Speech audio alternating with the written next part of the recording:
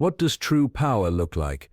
Is it the ability to lash out when provoked, or the strength to stand unwavering in the face of utter disrespect? Buckingham Palace, London. Mid-July. The sun beats down mercilessly on the parade grounds as tourists from around the world gather behind the velvet ropes. The air is thick with humidity, camera shutters click incessantly, and children point excitedly at the stoic figure standing perfectly still. There he stands, Sergeant James Calloway, his scarlet tunic immaculate, brass buttons gleaming in the sunlight, black bearskin hat towering nearly 2 feet above his head. His eyes stare straight ahead, unblinking, unwavering.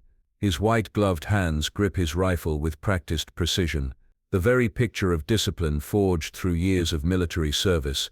At 28, Calloway isn't just any guard. 3 tours in Afghanistan, Distinguished Service Medal, 7 years in Her Majesty's Royal Guard, a man who's faced enemy fire and never once broken formation. The tourists jostle for position, smartphones raised high. Among them, a man in his 40s, designer sunglasses perched on his head, platinum watch catching the light. Marcus Wellington, tech CEO from Silicon Valley, worth 9 figures after selling his startup last year. A man accustomed to doors opening, lines disappearing, and people jumping at his command. A man who's never been told no.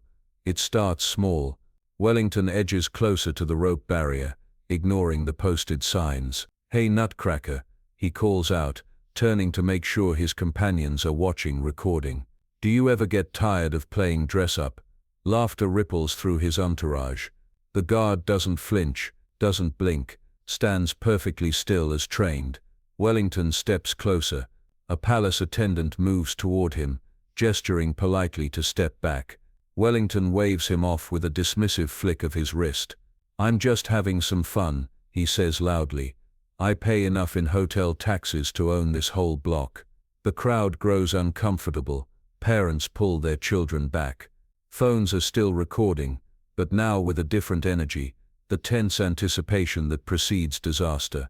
"What's wrong, soldier boy? Cat got your tongue?" Wellington is directly in front of Calloway now, barely 3 feet away. The attendant speaks into his radio, calling for backup, but it happens too quickly. Time slows. Wellington's face contorts into a sneer. He leans forward, pursing his lips. The crowd gasps collectively. A mother covers her child's eyes. And then it happens. The glob of saliva arcs through the air, landing with a sickening splat on Sergeant Calloway's left cheek. For one breathless moment, the entire courtyard falls silent. The spit drips slowly down Calloway's face, catching in the sunlight. Wellington's companions stop laughing. Someone drops their phone. A woman covers her mouth in horror. Inside Calloway's mind, a storm rages. Flashes of basic training. The day he took his oath to the crown. The faces of his fallen comrades in Helmand Province. The weight of tradition resting on his shoulders. 300 years of guards standing exactly as he stands now. And then a memory. His father, also a guard, telling him, "The uniform isn't just cloth, it's history incarnate." Wellington smirks, satisfied with himself. He turns to his friends, arms spread wide as if to say, "See, nothing happened." He starts to walk away, high-fiving a companion. The crowd waits, breath held collectively. Military police are approaching quickly from the palace gates, and then Calloway moves. It's so sudden, so unexpected, that several tourists gasp. The guard's white-gloved hand rises slowly to his face. With precise measured movements, he wipes the spit from his cheek. His eyes, finally breaking their forward stare, lock directly onto Wellington's. The tourist freezes mid-step, suddenly aware that something has changed. The air crackles with tension. Calloway speaks, his voice clear and resonant, carrying across the now silent courtyard.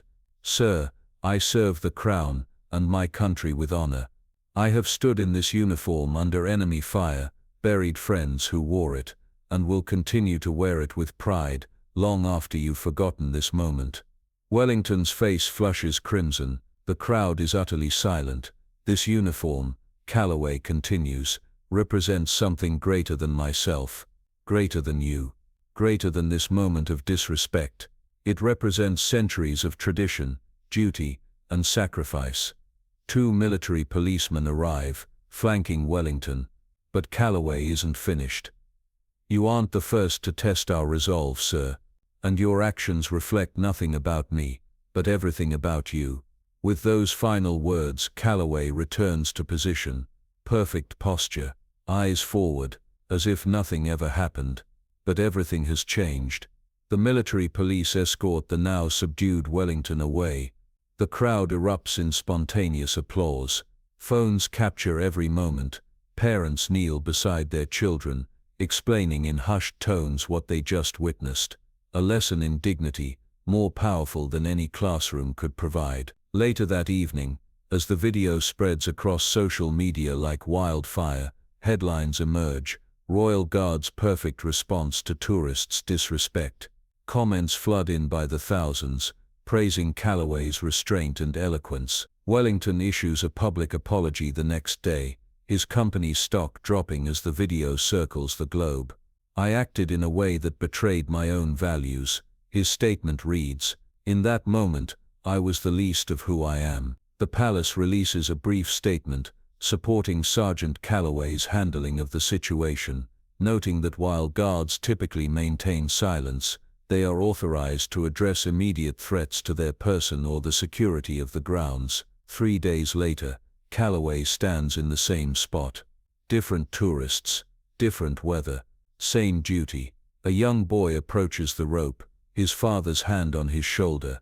Sir, the boy asks respectfully, is it true what they say, that you didn't fight back when someone was mean to you? Calloway's eyes remain forward, but the corner of his mouth turns up slightly. Young man, fighting back doesn't always mean throwing a punch.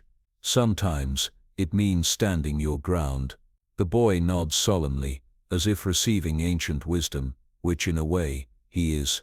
2 weeks after the incident, Wellington returns to the palace, alone this time. No entourage, no designer sunglasses. He stands at a respectful distance, watching Calloway. After the changing of the guard, Wellington approaches the palace official. Could you give him something for me? He asks, handing over an envelope. Inside is a handwritten note. Sergeant Calloway, you had every right to react in anger. Your restraint taught me more in 30 seconds than I've learned in 40 years. I've made a donation in your name to the Veterans Foundation. Thank you for your service, to the Crown, and to me. This story spread far beyond the palace walls, beyond London, beyond even that summer. It became shorthand for dignity under pressure, for strength that doesn't need to announce itself with fists or fury. But there's more to this story than what made the headlines. What the viral videos didn't show was Calloway's journey to that moment of extraordinary restraint. The story behind the story deserves to be told. James Calloway grew up in a small town outside Manchester. The son of a royal guard himself, young James heard bedtime stories, not of fairy tales, but of duty, honor, and the weight of tradition. His father, Sergeant Major William Calloway, served for 22 years, standing guard through rain and shine, through celebration and tragedy. My father told me once, Calloway later shared in a rare interview, that the measure of a soldier isn't how well he fights, it's how well he represents what he's fighting for. At 18, against his mother's wishes, but with his father's quiet pride, James enlisted. Basic training tested him physically, but the real challenge came later. The psychological fortitude required to stand motionless for hours, to become living statuary, while tourists gawked and provoked. They teach us to create a mental divide, Calloway explained. Your body is there, but your mind can be elsewhere. I've recited poetry in my head, calculated math problems, even mentally composed letters to my family, all while standing perfectly still. During his second tour in Afghanistan, Calloway's unit came under heavy fire. 3 of his closest comrades died that day.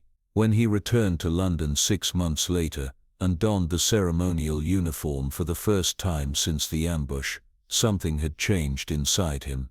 "After you've seen real conflict," he said, "the tourists trying to make you laugh or flinch seem inconsequential. There's a perspective you gain." What Wellington couldn't have known, when he approached Calloway that fateful July day, was that he was taunting a man who had stared death in the face. A man who had carried wounded friends across desert terrain. A man who understood that true strength often comes wrapped in silence.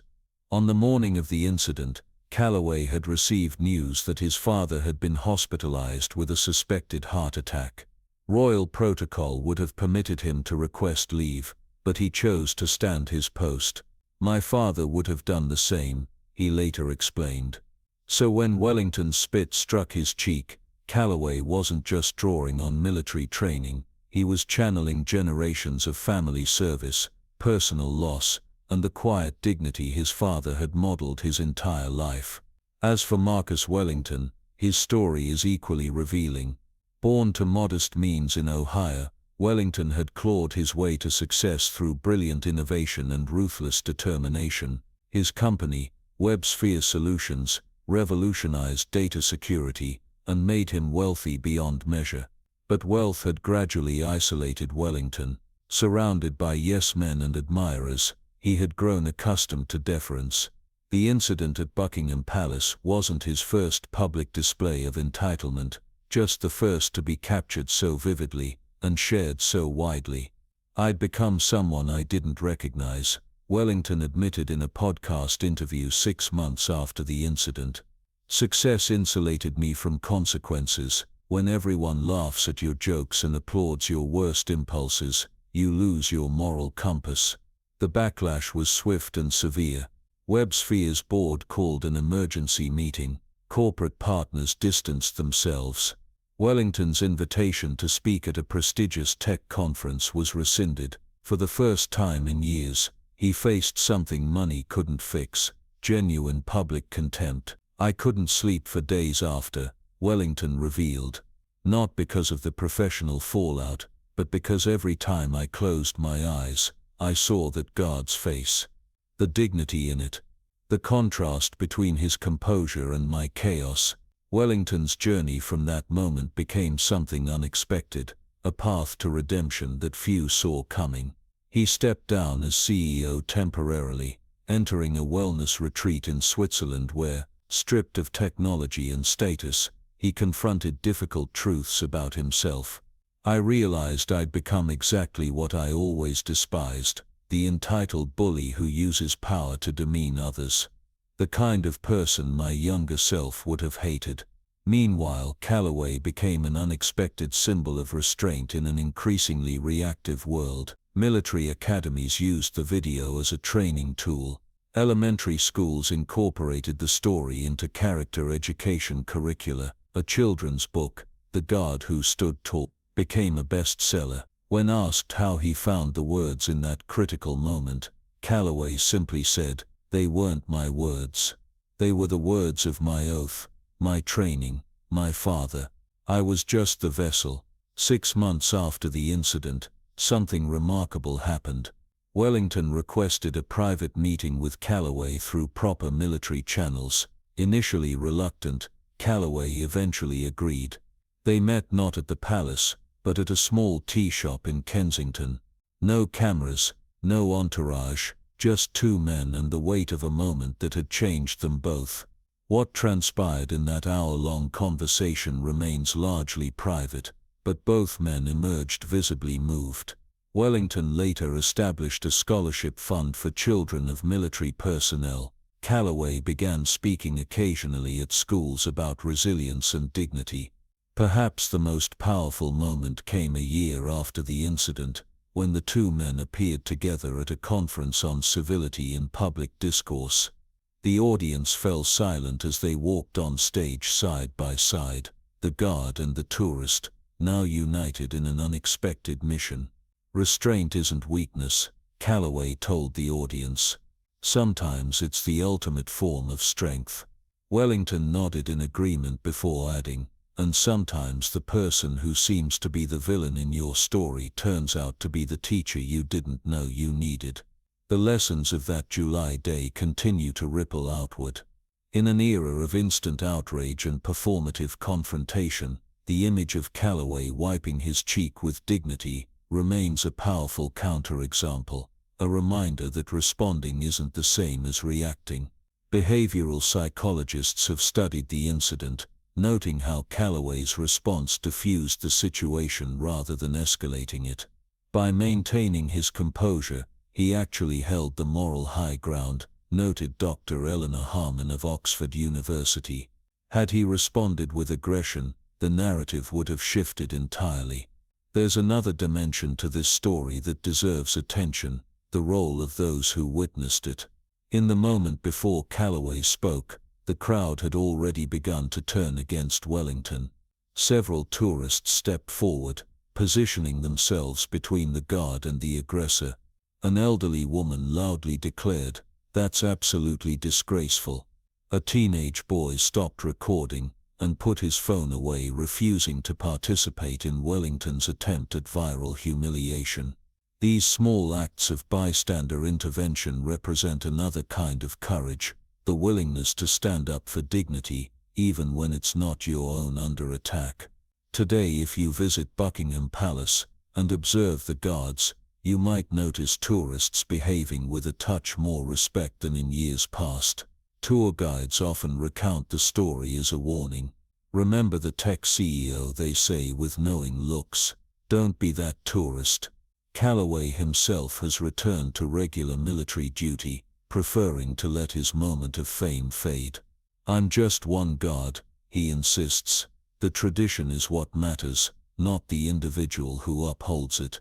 But those who know the story can't help but watch the guards differently, with a newfound appreciation for the human being beneath the ceremonial uniform. The person choosing dignity over reaction, restraint over revenge. In a world that so often celebrates the explosive comeback, the viral clapback, the devastating retort, Sergeant James Calloway reminds us of an older, quieter form of power, the kind that doesn't need to raise its voice to be heard.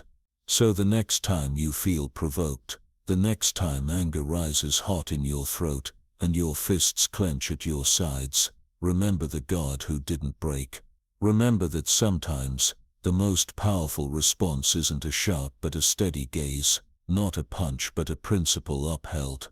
This is what true power looks like, not dominance, but dignity. Not force but fortitude.